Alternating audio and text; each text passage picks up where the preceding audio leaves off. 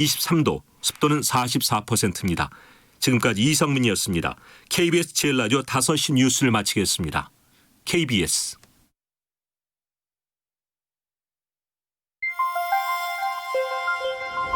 대한민국 중심 채널 KBS 1라디오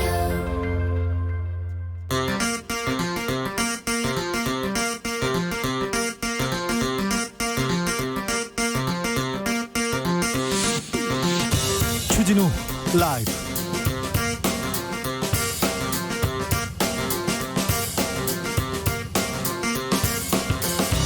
(2020년 5월 28일) 목요일입니다. 안녕하십니까, 주진우입니다.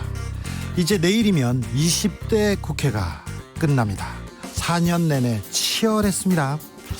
박근혜 대통령 탄핵, 비선 실세 최서원의 국정농단, 그리고 국정농단 수사에서 터져나온 이재용 삼성전자 부회장의 경영권 승계 뇌물까지 말 많았던 20대 국회의 명장면입니다.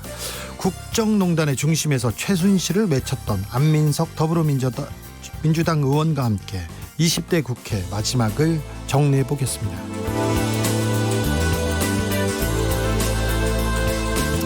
총선에서 6석을 획득한 정의당이 심기일전하려고 합니다. 심상정 대표가 8월 사퇴를 알렸고요.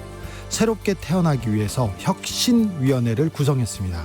21대 국회의 정의당 어떻게 새로워질까요? 혁신위원장 맡은 장혜영 당선인과 이야기 나눠보겠습니다.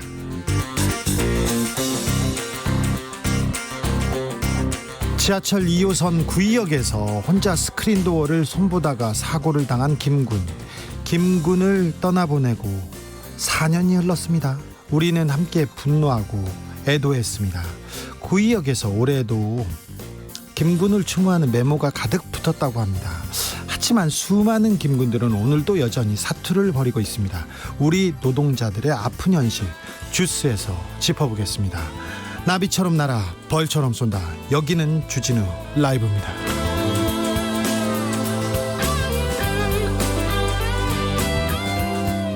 오늘도 자중자애, 겸손하고 진정성 있게 여러분과 함께 하겠습니다. 코로나 시대에도 여름은 옵니다. 내일부터 더진답니다. 벌써 모기 물렸다는 분도 있어요. 모기 만나신 분들, 인사 나누신 분들 제보 바랍니다. 저는 모기가 그렇게 싫어요. 네. 이제 다음 주면 6월인데요. 호국의 달을 앞두고 현충원에 안장된 친일파를 파묘해야 된다. 민주당 이수진 당선인이 목소리를 높였습니다.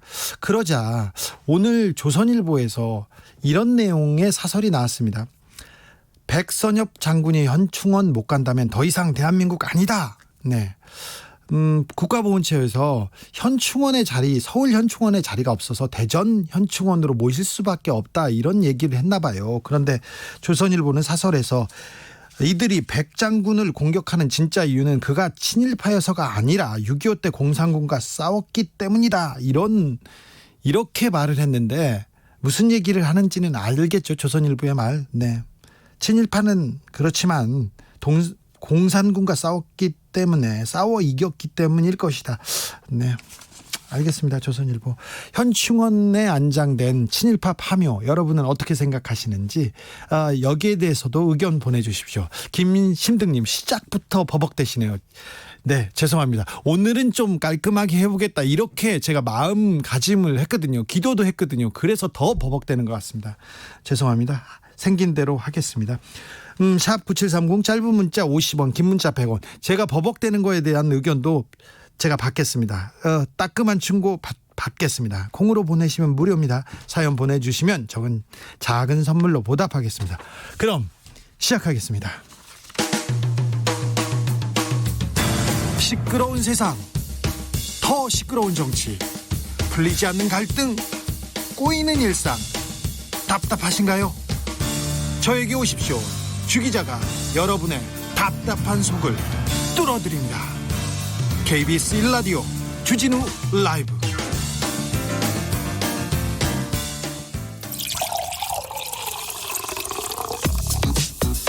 만 가지 뉴스 중 진짜 중요한 뉴스만 쭉 뽑아냈습니다. 주 라이브가 뽑은 오늘의 뉴스 주스.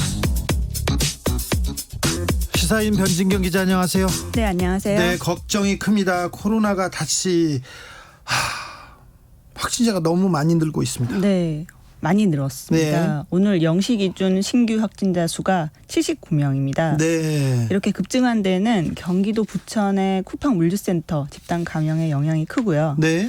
여기에서 오늘 11시 기준으로 총 누적 82명의 확진자가 발생했습니다. 예. 고향에 있는 쿠팡 물류센터에서도 확진자가 나왔고요. 예. 서울의 콜센터에서도 발생을 했습니다. 네. 점점 우리 옆으로 그렇죠. 코로나가 다가오는 게 느껴집니다. 네. 근데 쿠팡에서는 그 물류센터에서 무슨 일이 일어난 거죠? 거기가 이제 사회적 거리두기가 잘 안 되는 노동 환경이었다 이런 얘기들이 많이 나오는데 제가 3년 전에 쿠팡 물류센터에서 일을 해본 적이 있어요. 아, 기사 쓰려고요? 예, 체험을 위해서 네. 그 들어가는 게 굉장히 쉬웠습니다. 알바몬 같은데 이제 그 꿀알바 이런 모집에 문자 한 통만 넣으면 얼마든지 일을 시작을 할 수가 있거든요. 바로 알바를 시작해요? 예. 그래서요? 가보니까 그때 일했던 그 기억을 제가 뒤집어 보니까 정말 감염 확산이 될 수밖에 없는 환경이겠다라는 생각이 들더라고요. 사람들이 많이 몰려 있습니까? 그렇죠. 굉장히 많이 몰려들고요. 사실상 불특정 다수가 많이 모이는 공간이라고 할 수 있어요. 누구나 올 수 있고 그날 교체돼서 올 수 있으니까 1일 단위로 이제 일을 할 수가 있거든요. 네. 그리고 기본적으로 줄을 굉장히 많이 서요. 줄을 서야 됩니까? 다닥다닥 사람들끼리? 줄을 서서 배정을 받고 출입증을 받고 뭐 이렇게 계약서 같은 걸 쓰고 그럴 때 굉장히 다닥다닥 줄을 많이 붙여 하고 이동을 할 때 그 엘리베이터가 단 2대 있는데 그때 한 몇천 명 정도가 같이 이동을 했거든요. 네. 우르르 이제 막 섞여가지고 식사 시간에도 그렇고요. 그리고 제가 그때 좀 인상 깊게 봤던 게 식사 시간을 쪼개서 많은 분들이 이제 스트레스를 받으니까 네. 흡연을 하시러 많이 나갔어요. 네. 그때 당시에 실내는 아니었고 실외였는데 되게 그 넓은 공간이었는데도 사람들이 워낙 많으니까 거의 많이 붙어서 다 이제 흡연을 하시던 기억이 남거든요. 그래서 네. 저희가 사진으로 남기기도 했었는데 지금이 더 그때보다 좀 더 나아졌으리라 기대를 하지만 코로나 시대에 지금 그 배송 그리고 이게 배달 시키는 사람들이 많잖아요. 그래서 쿠팡 같은 데는 그 물류센터에는 사람이 더 많이 몰려들었지 않을까 그런 그렇죠. 걱정도 해봅니다. 네, 훨씬 더 많은 물량이 있고 근데 물량을 처리하기 위해서 계속 빨리빨리 이걸 굉장히 요구를 하거든요. 네. 그리고 이제 자기 물건이 없어요. 일을 할 때. 왜냐하면 이제 파견직이고 그날 일하기 때문에 남이 쓰던 작업복이라던가 남이 쓰던 출입증 이걸 계속 돌려 쓰기 때문에. 아, 그래요? 그래서 지금 이제 뉴스에 나오는 것들 보면은 모자, 신발, 방한복 이런 데서 바이러스가 이제 발견이 되고 계속 돌려 입었다고 하잖아요. 걱정이 많이 되는 상황입니다. 쿠팡 물류센터에서 조금 확진자가 더 많이 나올 가능성이 좀 크네요. 지금 환경을 저는 보면 그렇게 생각을 합니다. 좀 예. 걱정이 더 크겠네요. 예. 그래서 방금 정부에서 긴급 브리핑이 있었습니다. 네, 오늘 오후에 코로나19 대응 긴급 관계장관 회의가 열렸는데요. 네. 정부는 6월 14일까지 2주간 수도권 내 모든 공공부문 다중 이용시설 운영을 중단하도록 하겠다고 했습니다. 그러면 어디 문을 닫는 네. 건가요? 기존에 이제 사회적 거리두기에서 생활 속 방역 이렇게 바뀌면서 사실 이제 도서관이 이런 것들이 다시 문을 여는 경우가 있었는데 다시 연수원, 미술관, 박물관, 공원, 국공립극장 이런 것들이 문을 닫게 되고요. 네. 음식점, 주점 등은요? 예, 그런 것들도 또 이제 운영 좀 자제가 요청이 되고 방역 수칙을 철저히 준수하도록 행정 조치 이런 거 열심히 하겠다고 합니다. 뭐 항상 2주가 고비다. 이번 주말이 고비다 얘기하는데 정말 이번 주말은 굉장히 중요한 시기가 될 것 같습니다. 그래서 우리가 코로나를 만나서 조심했던 그때로 돌아가야 됩니다. 그래서 네. 이번 주말 조금 자제해 주십시오. 네. 자제해 주십시오. 네. 오늘이 구의역 김근 참사 4주기네요. 네, 그 가방 속의 컵라면 다들 기억하실 텐데요. 너무 가슴이 아파요. 네. 지금도. 바로 4년 전이죠. 그 서울 지하철 2호선 구의역에서 스크린 도어를 혼자 고치던 파견업체 비정규직 19살 김군이 열차에 치여서 목숨을 잃었습니다. 네.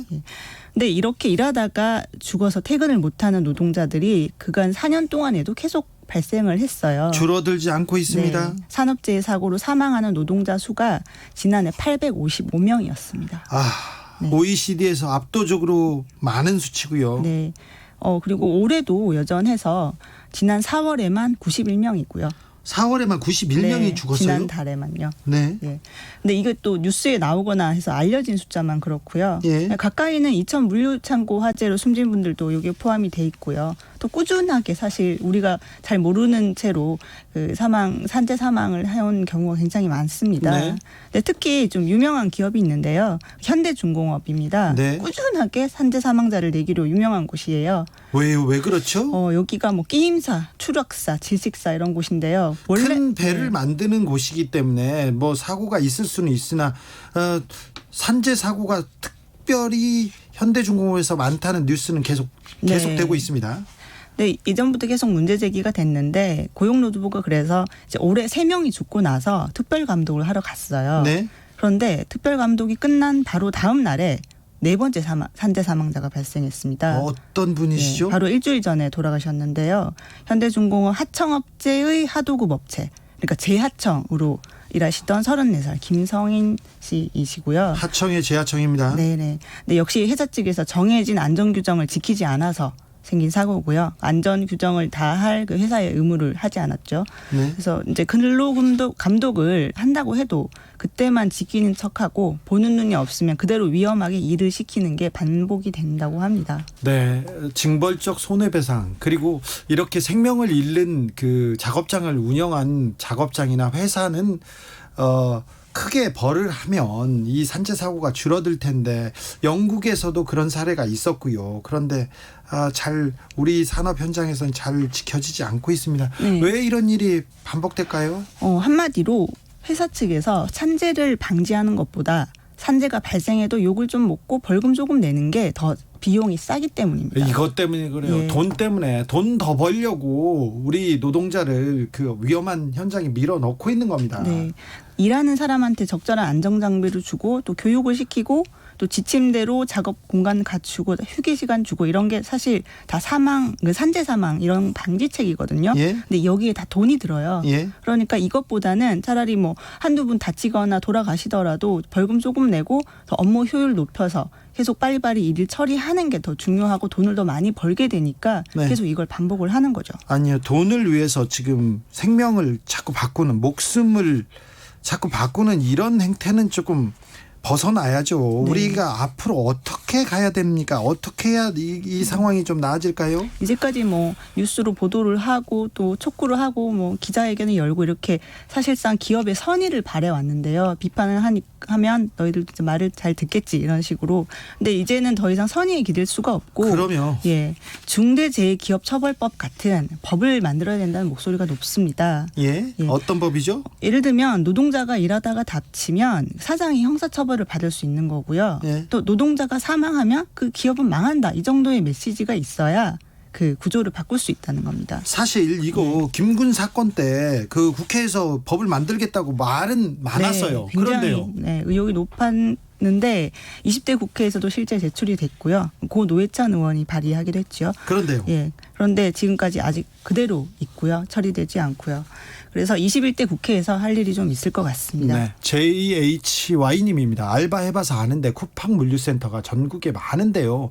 쿠팡뿐만 아니라 대기업 택배 물류센터 가보면 코로나 확진자 쏟아져 나올 겁니다. 작업 환경상 거리두기가 아예 없어요. 이렇게 얘기하십니다. 6192님은 전염병과 안전사고는 바늘 구멍만 한 방심도 놓치지 말아야 되는데 그 방심이 우리를 엄습합니다. 전 국민 여러분, 방심은 금물입니다. 이런 문자 주셨습니다. 저의 진행에 대해서 얘기를 하시는 분들이 많은데 7737님 깔끔하게 하려는 생각 자체를 버리세요. 그냥 해 이렇게 얘기하는데 그래도 여기 KBS 1라디오인데 조금 잘해야 되는데 죄송합니다. 아직은 제가 여기 좀 부족합니다. 김창호님 괜찮아요. 배철수 형님도 처음엔 버벅거렸어요. 그 부분은 버벅거리다가 음악이라도 들 수 있는데 저희는 계속 얘기를 해야 되기 때문에 네 알겠습니다. 김용기님 주디의 가슴을 어찌 다 혀끝으로 옮길 수 있으리요. 내 말이 명문이네요. 내 말이. 네. 그렇습니다. 8288님입니다. 주디 더듬거리는 게 매력입니다. 꼭 그런 건 아닌 것 같은데 버스를 타서 가다가 라디오 목소리가 들리는데 더듬거리는 것이 주디 방송인 내 더듬거림을 보고 주디 방송인지 알았대요. 더듬거리는 것이 있어서 개성이 있어서 좋습니다. 화이팅 했는데 너무 감사하게 생각합니다. 조금 줄이고 좀 잘해보려고 합니다. 매일 이렇게 잘하려고 하는데 나아지는 모습은 보이겠습니다. 제가 라디오 진행자 중에 특히 시사 라디오 진행자 중에 말을 제일 못합니다. 하지만 내용은 가장 알찹니다. 제가 그렇죠. 네, 그럼요. 기자로 살아남은 이유가 그렇습니다. 그럼요. 제가 그렇죠? 그럼요. 네. 콘텐츠가 중요하죠. 예, 맛있는 거 사줄게요. 네. 네. 우리나라의 3월 이혼율이 급감했다는 소식입니다. 네. 좀 놀랍습니다. 의문의 이혼 감소라고도 하는데요. 네. 중국에서 먼저 그 기사가 나왔었는데 코로나19가 확산된 후에 이혼율이 급증했다고 해서 우리나라도 곧 비슷하겠구나 이렇게 예. 예상을 했는데 모두가 그렇게 예. 생각했습니다. 집에서 다른 데 못 나가고 스트레스도 그렇죠. 쌓이고 그렇죠. 매일매일 지금 그 가족들만 보면 좀 화도 나고 짜증도 그렇죠. 나고 그럴 것 배우자와 이제 사회적 거리두기를 하고 싶어 하는 분들이 많으셨죠. 많습니다. 네. 그런데요. 네, 의외의 결과가 나왔는데요. 어제 통계청이 3월 인구 동향을 발표했습니다. 예? 지난 3월 전국의 이혼 건수가 1년 전 같은 달에 비해서 19.5% 그러니까 20% 가까이 감소를 했어요. 의미 있는 수치네요. 예, 이 감소율이 통계 작성이 시작된 1981년 이후에 가장 큰 수치라고 합니다. 네. 좀 많이 줄은 거죠. 왜 그럴까요? 예, 몇 가지 이유가 분석되는데요. 네. 근데 첫 번째는 행정 절차상 그렇게 될 수밖에 없었다라는 거죠. 행정절차가 네. 지금 멈춰 있으니까. 예, 그럴 수도 이혼을 하려면 이제 법정에도 가고 주민센터도 가고 그래야 근데 되니까요. 그럴 수도 있는데 예. 아니요, 진짜 이유는 아닌 것 같은데요. 다른 이유는 뭔가요? 다른 하나는 이제 좀 긍정적이고 낭만적인 분석이죠. 네. 코로나19가 확산되면서 불안감이 커지고 그러면 가정 내 이제 가족끼리 똘똘 뭉치게 된 게 아닐까. 그래서 네. 좀 바깥에 큰 적이 있으면 내부에 작은 적 아내나 남편은 조금 덜 믿게 보이는 거일 수도 있지 않을까 하는 분석인데. 코로나 시대에 예. 아이들을 등교를 못 시키고 그러면 육아 부담이 훨씬 커집니다. 그리고 바깥에 외식을 못 하기 때문에 집에서 밥을 지어 먹어야 돼요. 그렇죠. 그럼 더 어려움이 클 텐데. 그렇습니다. 변진경 기자도 네. 코로나 시대 좀 더 어렵잖아요. 네, 하지만 저희는 극복하고 있습니다. 많은 제 가족들이 듣고 있으니까요. 왜 목소리가 흔들려요? 왜 진실을 얘기하지 않는 거야? 나중에 따로 얘기합시다. 네. 예. 중국에서 홍콩 국가보안법이 통과됐습니다. 네. 중국 전인대에서 오늘 아까 방송 시작되기 전에 절대 다수의 찬성으로 홍콩 국가보안법을 통과시켰습니다. 이제 홍콩에서 중국 시위, 반중국 시위를 주도해온 세력의 집회는 거의 어렵게 됐고요. 그리고 중국 경찰이 홍콩을 이렇게 마음대로 갈 수도 있는 것 같아요. 네. 그래서 여러 상황이 조금 예상됩니다. 특별히 미국에서 크게 그 반대하고 있기 때문에, 그리고 우리나라한테 자꾸 압박하고 있습니다. 이걸 반대하라고. 그래서 그렇죠. 어느 편을 들 거냐 이렇게 미국과 많이 압박을 하죠. 중국 네. 사이에 낀 한국은 좀 곤란한 입장입니다. 코로나19 상황에서도 가사 도우미에게 계속 임금을 줘야 한다, 이렇게 주장하는 사람이 있습니다. 네. 자신의 어린 시절을 돌봐준 가사 도우미를 따뜻한 시선으로 그린 영화 로마를 예. 만든 멕시코 감독 알폰소 쿠아론이 제안한 건데요. 네, 명작이고요. 네. 아주 보셨어요? 네, 예. 대단한 감독이죠. 저도 굉장히 감동적으로 봤는데요. 코로나19로 생계가 어려워진 멕시코 내 가사 도우미를 위해서 목소리를 냈습니다. 이분이. 이분이 말씀하시기를 지금과 같은 불확실성의 시대에 고용주로서 가사 도우미들에게 임금을 주는 것은 우리의 의무. 네, 이렇게 말씀을 하셨고요. 훌륭하네요. 예, 실제로 멕시코 가사 도우미 지원 단체가 캠페인을 벌이기도 한데요. 네. 당신을 돌보는 사람을 돌보라. 이런 문구로 캠페인을 한다고 합니다. 당신을 돌보는 사람을 돌보라. 예, 멋진 네. 문구죠. 멕시코에는 사실 가사 도우미가 정말 많거든요. 네, 네. 그래서 하루 벌어서 하루 먹고 사는 사람들이기 때문에 이 사람들에 대한 배려, 쿠아론 감독의 목소리가 큰 울림을 갖고 있습니다. 네. 삼성 디스플레이가 2조 매출 특허를 발명한 직원이 있습니다. 그 직원한테 보상을 안 했다네요. 네, 삼성 디스플레이에 다니던 한 직원이 소송을 제기했는데요. 자신이 개발을 주도한 특허 기술 덕분에 회사가 2조 원 가까운 매출을 올렸는데 제대로 보상을 받지 못했다는 겁니다. 그런데요. 예, 이 직원이 2012년에 삼성 디스플레이를 다니면서 전력 소모를 최소화하고 모니터 색상을 구현하는 그런 기술을 개발을 했대요. 예. 근데 이 기술이 2014년 말부터 태블릿 PC 등에 쓰였고 이를 통해서 회사 측이 3년간 1조 9천억 원의 매출을 올렸다고 합니다. 네. 그런데 이 기술이 상용화될 시점쯤 이 직원이 퇴사를 했고 이에 따라서 매출 발생에 따른 보상을 단 한 푼도 받지 못했다. 이렇게 그래서 주장을 소송을 하고 냈군요. 있어요. 네네. 삼성 디스플레이 측에서는 다른 뭐 입장이 있겠네요. 네. 그 회사 측에서는 이 특허는 이 한 사람뿐 아니라 다른 이들이 같이 했고 혹은 다른 분들이 더 주도적으로 개발한 거라서 재판을 통해서 가려지길 바란다 이렇게 말을 했습니다. 네. 이 기사가 KBS에서 나왔는데요. 굉장히 여기까지 취재한 것 자체가 좀 칭찬받아 마땅하다고 저는 생각합니다.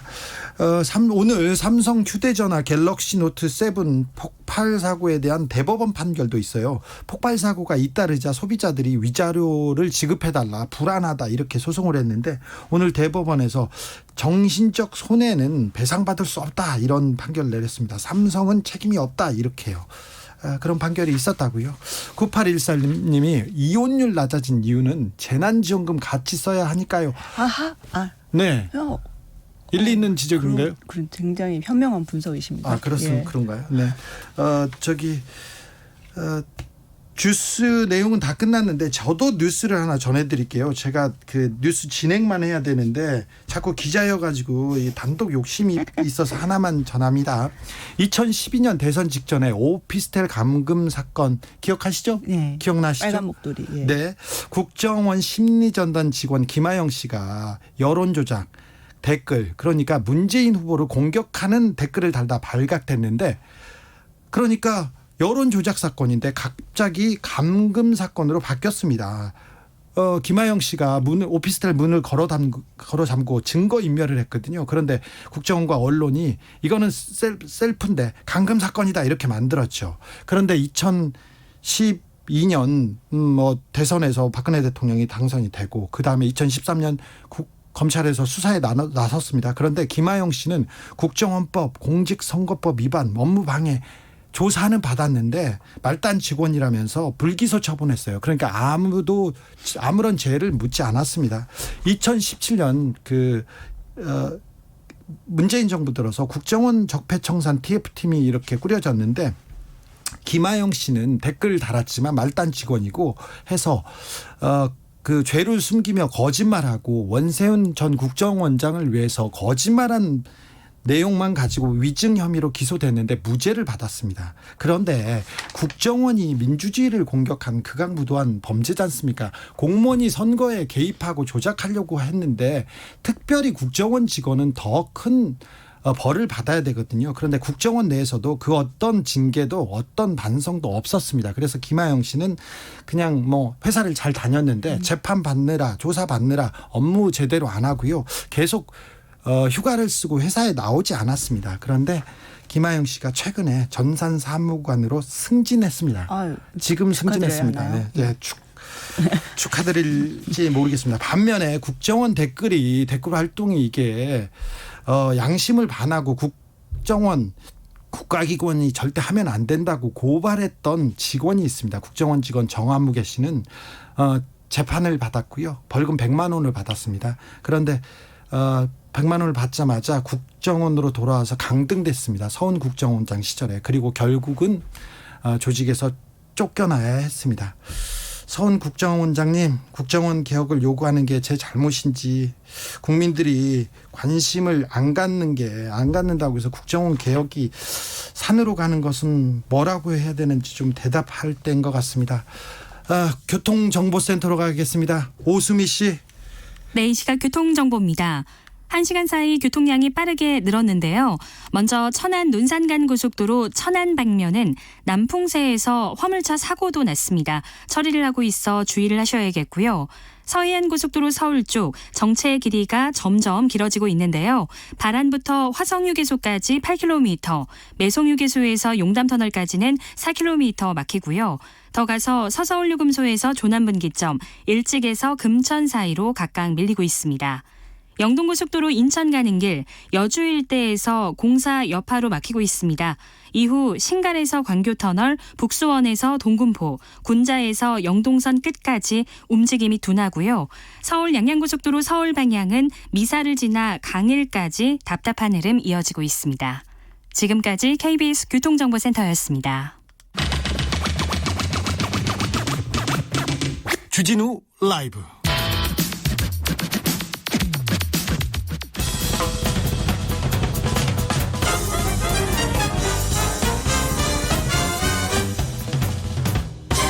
훅 인터뷰. 모두를 위한, 모두를 향한, 모두의 궁금증 방심하면 훅 들어갑니다. 훅 인터뷰. 여러분, 20대 국회에서 가장 중요한, 가장 기억에 남는 사건 있나요? 박근혜 전 대통령의 탄핵과 최서원의 국정농단. 이름을 바꿨어요. 이 사건을 가장 가까이서 봐왔고 최서원을 계속해서 외친 분입니다. 이분과 함께 20대 국회 돌아보겠습니다. 수도권 내리 5선, 오산이 선택한 5선. 더불어민주당 안민석 의원, 안녕하세요. 네, 반갑습니다. 안민석 의원입니다. 네, 5선이 되더니 굉장히 진중해지셨습니다. 젊은 나이에 5선이 돼가지고 참 깝깝합니다. 왜요? 뭘 어떻게 그 국민들이나 오산 시민들의 뜻을 받들어야 될지 한 달 넘게 고민했는데도 아직 길을 제대로 못 찾고 있습니다. 그냥 답답하고 깝깝하고 그렇습니다. 그래요? 그러나 밥값은 해야 되겠습니다. 네, 알겠어요. 당선이 됐는데도 답답하고 깝깝합니까? 5선 한번 돼보십시오. 그 심정이 어떤지요. 그래요? 네. 네, 알겠어요. 뭘 알아요? 제가 어떻게 돼요? 내일이면 20대 국회가 막을 내립니다. 의원님, 20대 국회를 좀 정리해 주십시오. 한마디로 부끄러운 국회, 그러나 자랑스러운 국회. 네. 그렇게 이야기를 저는 드리고 싶어요. 네. 국회가 동물 국회로 비난받는 것처럼 정말 동물들, 짐승들처럼 싸웠죠. 예. 그리고 일하지 않고 아예 안 열려요. 그냥 뭐 국회의원들은 노는 게 일이었어요. 네. 부끄럽죠. 네. 그 속에서도 20대 국회 상반기 초반에 역사적인 박근혜 대통령의 탄핵을 여야가 함께 협력해서 이뤄낸 것은 사실 역사적으로 자랑을 할 만하죠. 네. 그리고 새로운 정권을 만들어냈지 않습니까? 예.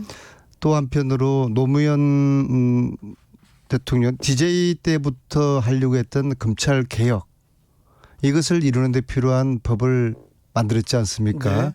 공수처 설치하고 네. 경찰과 검찰의 수사권을 조정하는 이 법을 통과시킨 것은 또 한편 자랑스럽죠. 네, 그렇습니다. 네. 특별히 의원님이 그 기억에 남는 순간 있습니까? 뭐 저는 이제 개인적으로 20대 국회를 국정농단의 진실을 밝히느라고 굉장히 특별한 시간들을 보냈고요. 질풍노도와 같은 시간을 이제 보냈던 것 같은데요. 그래서 뭐 개인적인 기억을 몇 가지를 되살리자면은 일단 이제 주진우 기자와 관련된 그런 기억들이에요. 최순실을 추적하기 위해 가지고 우리가 함께 이제 독일을 갔고요. 네. 거기서 네덜란드의 최순실 씨의 페이퍼 컴퍼니. 페이퍼 컴퍼니가 있다는 정보를 듣고 정말 무모하게 700km를 달려갔지 않습니까? 네. 혹시 중간에 또 테러 당할까봐 서로 또 걱정하면서 한 번도 쉬지도 않고 화장실도 가지 참으면서 700km를 달렸던 주진우와 함께 그 기억이 있고요. 그리고 700km를 한 번에 달리진 않았어요. 길가에서 좀 네. 길 가다가 중간에 노상방뇨 하셨잖아요. 그렇죠. 네. 외국이라고. 그리고 또 마찬가지로 제가 세월호 관련된 좀 키를 지니고 있다고 판단한 청와대에 근무했던 간호장교. 네. 그 간호장교가 텍사스에 있다는 것을 확인하고 날아가셨죠. 바로 네. 인천공항 가서 한 20시간 비행기를 갈아타면서 미국으로 갔던 그런 기억. 이게 다 또 역시 이제 정유라의 독일 은신처 제보를 받고서 또 독일로 혼자서 날아갔고요. 예. 이게 이제 17년 겨울에 있었던 기억들인데요. 이건 뭐 미치지 않고서야 어떻게 이런 일들을 혼자서 감당을 했을까? 좀 미친 것 같아요. 네, 또 간간히 이제 주진우 기자가 용감한 주진우 기자가 또 곁을 함께 또 시간을 보냈지만은 네. 이제 그런 기억들이 남네요. 보이콧잼님이 안민석 의원님 보좌관 중에 후배가 있는데 의원님 워커홀릭이라고 합니다. 보좌진 없이도 동분서주 하신다고 대단하다고. 네, 워커홀릭은 맞습니다.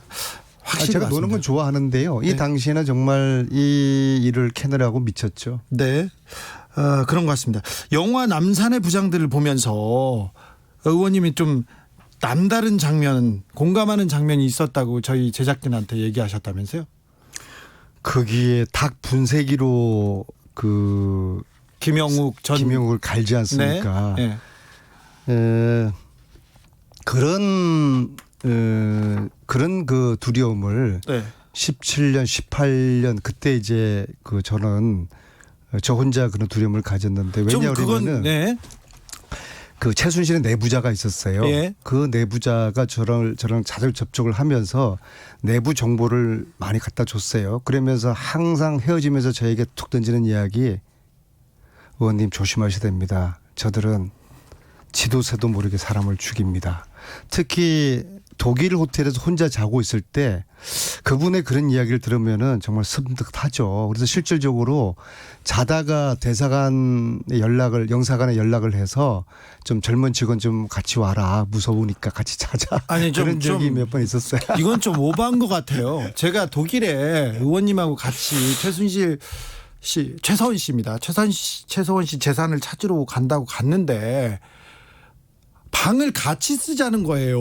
한 방을. 이건 좀 너무 심했어요. 제가 뭐 동성연애자나 아니고 왜 그랬겠습니까? 아니, 그러니까 저 혼자 느끼는 그 두려움을 혼자 무서워가지고 이건 좀 심한 것 같아요. 그리고 또 그 호텔 방이 의원이고 그때도 내리 4선이었지 않습니까? 그리고 국회 위원장도 맡고 있고 직함도 있고 그런데 이 역 앞에 프랑크푸르트 역 앞에 그 100유로도 안 하는 진짜 좀 허름한 호텔이었어요. 냄새가 너무 많이 났어요. 근데 거기 옆에 또 의원님도 자고 그래가지고 너무 좀 마음이 안 좋았어요. 근데 제가 두렵고 외로울 때 저를 지켜준 주진우 기자에게는 항상 감사한 마음을 가지고 있고요. 그래서 오늘 이 방송 약속을 지키기 위해서 제가 지금 울산에서 올라왔습니다. 그리고 방송 마치면 또 광주로 내려가야 됩니다. 네, 그러세요? 네. 바쁜 줄 알았으면 굳이 안 오셔도 됐는데요. 약속은 지켜야죠. 네. 사소한 약속이더라도 그런 사소한 약속이 아니라 또 주진우 기자와 약속이니까 이렇게 약속을 지키려 합니다. 아리아리 리라꽃님이 최서원 씨 재산 몰수 그다음에 김상욱님도 최서원 씨 재산 찾아오세요. 국민 재산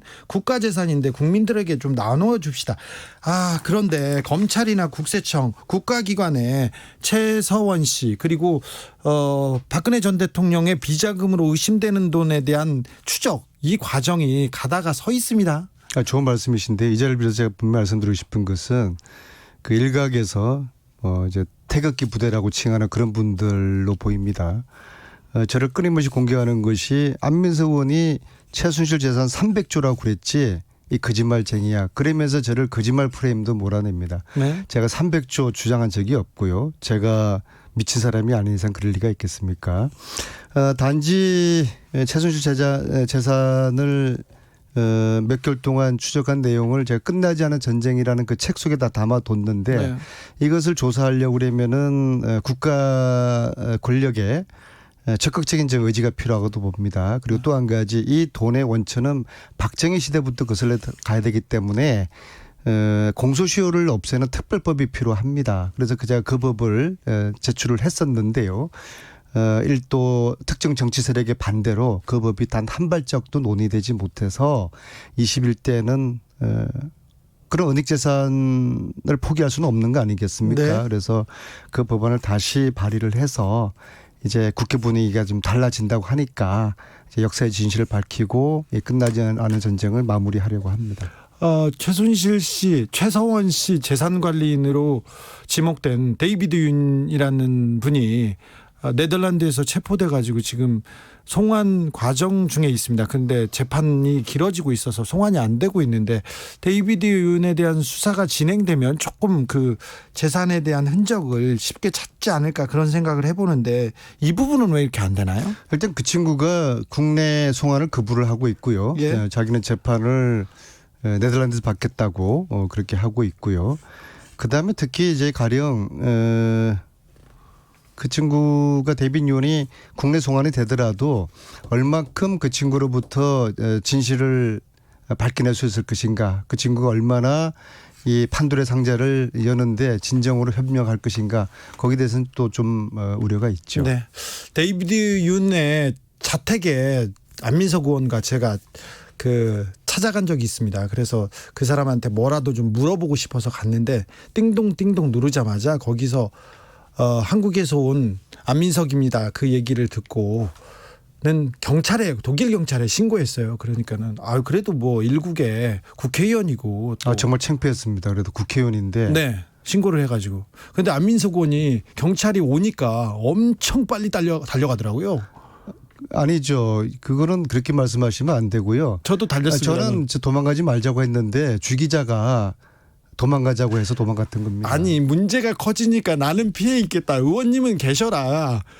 나는 기자지만 의원님은 국회의원이니까 괜찮다 했는데 저만 도망갔어요 처음에는. 근데 의원님이 저보다 더 빨리 달려주셨잖아요. 그거는 짚고 넘어가자고요. 여기서 뭐 진실 공방할 건 아니고요. 네. 어쨌거나 주진우, 안민석 두 사람은 어떤 도망을 갔습니다. 네. 김한별님이 대통령 임기 2년 남았습니다. 최순실 박근혜 재산 빨리 찾으세요. 역사가 준 기회를 날리면 안 됩니다. 이랬습니다. 21대 국회가 열리면 안민석 의원이 더 활약하기를 기대해 봅니다. 최순실 재산뿐만 아니라요. 전두환 재산은 없겠습니까? 그렇죠. 예, 저는 수천억에 이를 거라고 보고요. 네. MB 재산 사자방 통해 가지고 해외로 빼돌린 재산 이런 거 우리 국가 권력에서 수사권 조사권이 있는 국가 권력에서 해외의 국가 권력과 공조해서 이 부분을 이걸 털어내야 되는 것이거든요. 네. 그래서 최근에 박근혜 이명박 사면하자는 그런 주장이 있는데요. 물론 뭐 사면한다고 사회 통합이 되겠습니까만은 그리고 재판 결과까지 기다린 다음에 뭐 이런 논의는 시작돼야 될 텐데요. 그래도 조건이 있습니다. 일단 그분들이 정말 사과하면서 내가 부정으로 축적한 그런 재산을 국가를 위해서 국민을 위해서 사죄하는 마음으로 다 이제 뱉어내겠다. 그런 정도의 진정 어린 사과와 행위가 있어야지 사면할까 말까 하는 것이죠. 돈 없다고 할 텐데요. 29만 원밖에 없는데. 그럼 사면 못 시키는 거죠. 작은 나무님 도망이 왜요? 손자병법 36개입니다. 네, 저희는 전략적으로 잠깐 도망간 거였습니다. 국정농단 재판이 아직도 진행되고 있습니다. 박근혜 대통령은 뇌물을 받은 죄로 지금 감옥에 있고요. 최서원 씨도 그 대통령을 앞세워서 뇌물을 받은 죄로 감옥에 있습니다. 뇌물을 준 이재용 부회장은 바깥에 있습니다. 어떻게 보세요?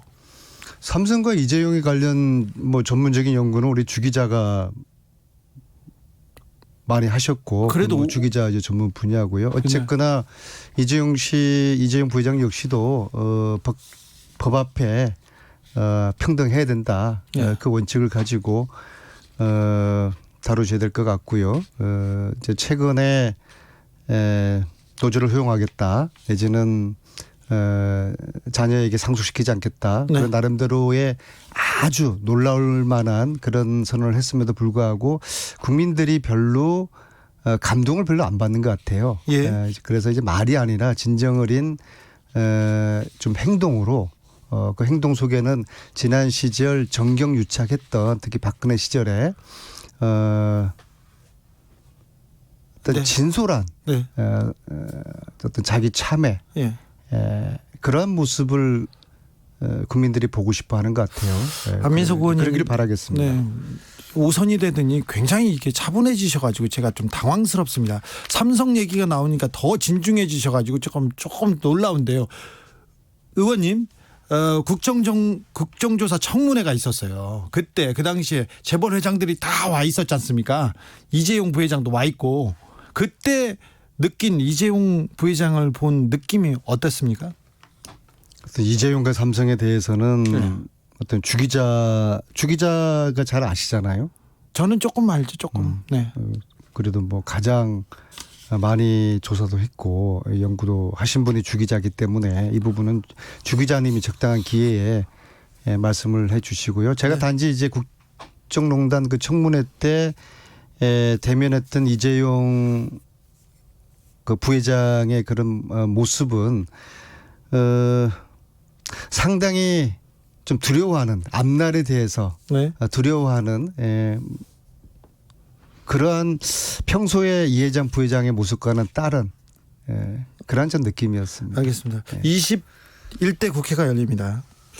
수도권 내리 5선이면 국회의장을 할 뭐 정도의 그 경륜이라고도 볼 수 있는데요. 자, 국회의원 안민석, 정치인 안민석의 앞으로의 계획은 어떻게 되십니까? 저의 계획이라보다요. 일단 저의 바람이 있으면은 네. 지금 주진우 기자가 진행하고 있는 이 프로가 네. 저 교통방송의 어떤 그 프로를 뛰어넘는 청취율 1위가 네. 되기를 바라는 마음이 간절하고요. 진심이 느껴지십니까? 네. 진심은 그렇습니다. 네. 저도 이제 힘을 보태겠습니다. 네. 그래서 제가 울산에서 지금 올라왔고요. 네, 감사합니다. 제가 지금 이제 젊은 나이 5선이 되어서 예. 이제는 뭔가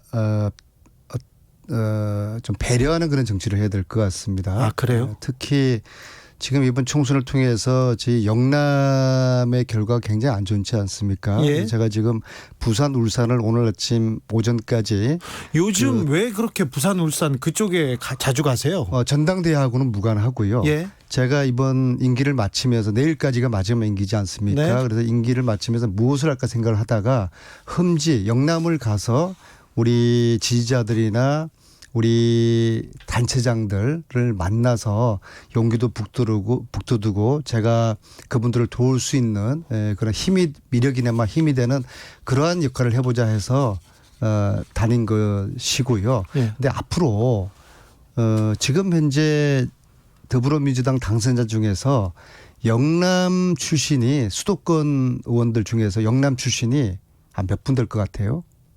몇 분이나 됩니까? 생각보다 많아요. 16분입니다. 맞네요. 네. 네. 그 이분들하고 저희들이 영남 흠지 투어를 본격적으로 다닐 겁니다. 아, 그래요? 몰려다닐 거예요. 네. 몰려다니면서 저희들은 영남 출신으로서 저도 부산이거든요. 예. 수도권에서 정치하면서 따뜻한 온돌방에서 정치를 하지 않습니까? 그래서 흠지에서 정치하고 있는 우리 민주당의 정치인들이나 우리 당원 동지들을 위해서 저희들이 뭉쳐야 뜬다 이런 제목으로 최근까지 20대 상반기 2년 동안은 박주민 의원하고 저하고 뭉쳐야 뜬다 하면서 다녔는데 네. 이걸 좀 더 조직적인 방향 없었어요. 플레이를 해서 네.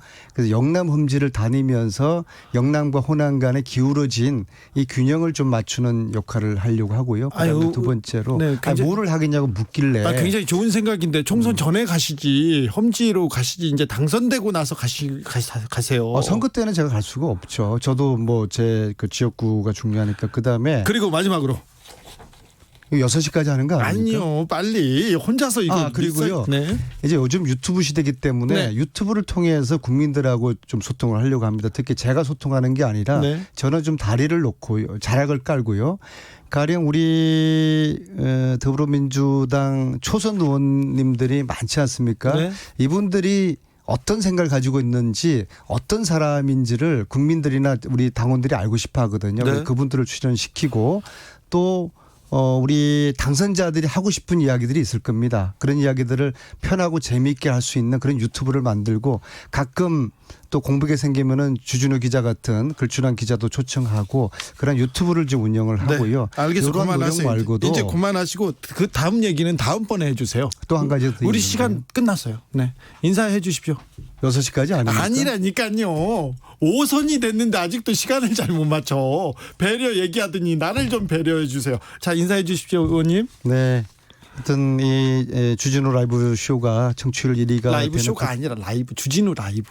주진우 라이브가 청취율 1위가 기록되는 그날까지 열심히 응원하고 저도 미력을 보태도록 하겠습니다. 지금까지 안민석 더불어민주당 의원이었습니다. 감사합니다.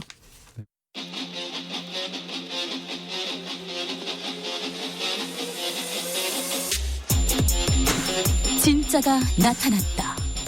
악마 기자 주 기자가 전해주는 지옥에서 온 실사. 주진우 라이브.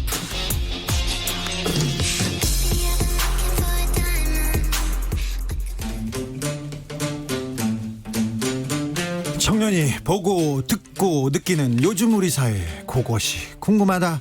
청년에게 묻는다. 요즘 뭐하니?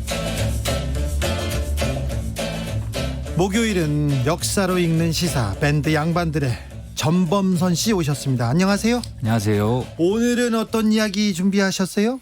어제 방송에서도 소개하시던데요. 네. 그 진돗개 2마리를 입양 보냈는데 2시간도 되지 않아서 개 소주용으로 도살됐다. 네, 너무 자극적이고 너무 가슴 아팠어요. 그렇죠. 그런 네. 국민청원이 올라왔는데요. 예? 게다가 제가 요새 동물해방전선의 역사에 관한 책을 번역하고 있어가지고 아, 예. 동물해방전선에 대한 이야기를 준비해봤습니다. 네, 동물 해방 전선 관한 책을 번역. 아유, 대단하시네요. 네, 동물 해방 전선 이거 좀 들어본 것도 같고 그런데요. 이거 영화에서도 본 것 같고요. 그렇죠. 한국에서는 봉준호 감독의 영화였죠. 옥자를 통해서 널리 알려졌는데요. 네, 거기 이제 스티븐 연이 연기한 캐릭터가 바로 동물해방전선의 멤버죠. 기억합니다. 네, 복면 쓰고 들어가가지고 동물을 구출하는. 네, 사실 이게 실제 존재하는 단체입니다만, 예, 특성상 베일에 쌓인 비밀스러운 단체이기 때문에 잘 알려져 있지가 않습니다. 우리나라에서도 활동하나요? 우리나라에서는 한 번도 동물해방 전선의 이름으로 어떤 사건이 일어나진 않았는데요. 그렇죠. 보진 못한 것 같아요. 그런데 그냥 옥자에서처럼 그 갇힌 동물들을 막 풀어주는 그런 행동을 합니까? 그렇죠. 기본적으로 이제 갇혀서 고통받고 있는 동물들을 해방시키자 이런 취지로 탄생했는데요. 그 시작은 70년대 영국이었습니다. 처음에는 뭐 농장이나 실험실은 아니었고 사냥꾼들에 대항해서 예, 시작이 됐는데 이름이 재밌습니다. 자비의 군대라는 이름으로 처음 모였어요. 예, 그러니까 자비로운 마음으로 동물을 구하자. 근데 구하려면 사냥꾼들과 대항을 해야 되기 때문에 군대처럼 움직여야 된다는 거죠. 예, 처음에는 뭐 덫을 좀 치우고 사냥하려고 오는 차에 이제 펑크를 내고 뭐 이런 식으로 이제 회방을 두는 수준이었는데. 네, 해방 놓는데 뭐 그런 수준까지 이해가 되네요. 네, 근데 이제 80년대부터는 조금 급격하게 좀 급진적으로 바뀝니다. 네, 80년대에 이제 대학 실험실을 습격하기 시작했는데요. 대표적인 예로는 84년도에 미국의 펜실베니아 대학교 두부 외상 클리닉 침투 사건입니다. 거기를 침투해서요. 두부 외상 클리닉이라고 하면 이제 그 머리에 네. 이제 상처 입은 것들에 대한 연구를 하는 곳이었는데 거기에 들어가서 6만 달러 상당의 피해를 입히고 60시간짜리 비디오를 훔쳐 나왔어요. 예, 근데 그 비디오에 예, 이런 장면이 있었습니다. 그 실험하는 이제 의사들이 이 원숭이한테 일부러 이제 뇌상을 입히면서 막 이렇게 웃고 비웃는 이런 장면들이 있었어요. 예. 근데 이게 다큐멘터리로 공개가 되면서 실험실이 결국 문을 닫게 됐습니다. 아, 네. 습격할 만한 가치가 있네요. 뭐 필요한 실험이라고 볼 수 있는 것들도 있겠지만 사실 굉장히 그 윤리성 봤을 때 네, 윤리적으로 봤을 때. 위험할 수도 있고 네. 사람들의 지탄을 받을 수 있었던 장면들이었던 거죠. 그렇죠. 동물 해방 전선 입장에서는 저 습격할 만한 가치가 있다고 생각하는 거예요. 여러분들이 이렇게 연구소 습격하고 남의 집 가서 개 풀어주고 그러면요, 큰일 납니다. 큰일 납니다. 엄연한 불법입니다. 체표가요. 네. 근데 이 당시까지만 해도 근데 그 실험실들이나 의학 업계가 예. 준비가 안 돼 있었기 때문에 그냥 실험실 걸어 들어갔대요. 네. 근데 이제 85년도에 큰 사건이 있었습니다. 캘리포니아 주립대에서 무려 군사 작전을 방불케 하는 임무를 통해서 400마리가 넘는 동물을 해방을 시킵니다. 동물해방전선이. 네. 그래서 이때부터 의학계나 정부에서도 미국 정부에서도 동물해방전선을 테러리스트 단체로 규정을 합니다. 네. 저기 혹시 이 단체가 동물원에 들어가서 동물원에 갇혀 있는 동물들을 이렇게 풀어주고 그런 애도 있습니까? 그렇죠. 동물원, 뭐 농장, 네. 실험실 이런 곳들을 타겟을 해서 들어가서 구출을 한 다음에 어떤 보금자리에 풀어주는 이런 역할을 해왔죠. 네. 아무튼 테러리스트다. 그런데 좀 더 과격한 행동도 했습니까? 혹시 뭐 총 쏘고 폭탄 터뜨리고 뭐 그런 것처럼? 그런 사례도 있었는데요. 예. 기본적으로 동물해방전선은 비폭력 단체를 표방합니다. 네. 근데 이게 폭력이라는 거의 기준이 되게 애매할 수 있죠. 동물해방전선은 동물이나 사람은 절대 해치지 않는다. 네. 다만 사물, 뭐 실험실에 있는 기물이나 우리의 뭐 철창 같은 것들은 파괴해도 괜찮다 이런 주장을 하면서 가끔씩은 폭탄을 사용하거나 예. 무기를 사용하기도 했습니다. 근데 기본적으로 동물해방전선은 위기 질서가 없고 체계가 예. 없어요. 뭐 누가 지도자인지도 모르고 테러리스트 단체로 규정이 되어 있는데 명확한 조직이 없기 때문에 지금도 미국 정부나 유럽 정부가 잡지를 못하고 있습니다. 지금도요? 지금도 40여 개국에 활동하고 있다고 알려져 있는데 예. 뭐 철저하게 비밀이고 익명이다 보니까 누구를 잡아야지 이게 없어지고 이런 게 없는 거죠. 아, 네. 그래도 잡혀가지고 처벌당한 경우는 있을 거 아니에요. 그래서 이 사람이 주동자다, 이 사람 위주로 움직인다, 이 조직은 이런 그 체계가 있을 것 같은데요. 그렇습니다. 미국이나 영국에도 동물해방 전선 자체는 철저한 지하 운동 단체인데 지상에서 이제 언론에다가 이런 뭐 훔친 비디오나 이런 사실들을 넘기고 대변인 역할을 하는 사람들이 있었어요. 네. 그래서 실제로 투옥되거나 처벌받은 경우도 상당히 있습니다. 한국에서도 투옥되거나 처벌된 사람이 있습니까? 이 활동을 하다가? 동물해방 전선의 이름으로 활동하다가 처벌된 사람은 없는데요. 뭐 아시다시피 동물권 관련된 운동을 하다가 재판을 받거나 처벌된 경우는 많아요. 많습니다. 전범선 씨 이 책 언제 나옵니까? 이 책 그 복날을 즈음해서 나올 예정입니다. 복날 즈음에서요? 예, 그렇습니다. 좀 그냥 기념하기도 조금 그러네요. 네. 아, 오늘 전범선 씨가 마지막 날이에요. 안타깝게도 사실은 그렇습니다. 그 코로나 시대가 아니면 클럽에서 같이 책 얘기도 하고 그다음에 여러 역사 얘기를 하고 싶었는데 이렇게 됐습니다. 마지막으로 저희 청취자들에게 인사 좀 부탁드릴게요. 그동안 뭐 즐거웠고요. 앞으로 또 뵐 수 있으면 좋겠습니다. 네, 앞으로 보자고요. 책 나오면 얘기하시고 또 기타 치다가 노래 부르다가 이게 생각나면 오세요. 알겠습니다. 감사합니다. 여기까지 할까요? 네. 감사합니다. 양반들의 리더 전범선 씨와 함께했습니다.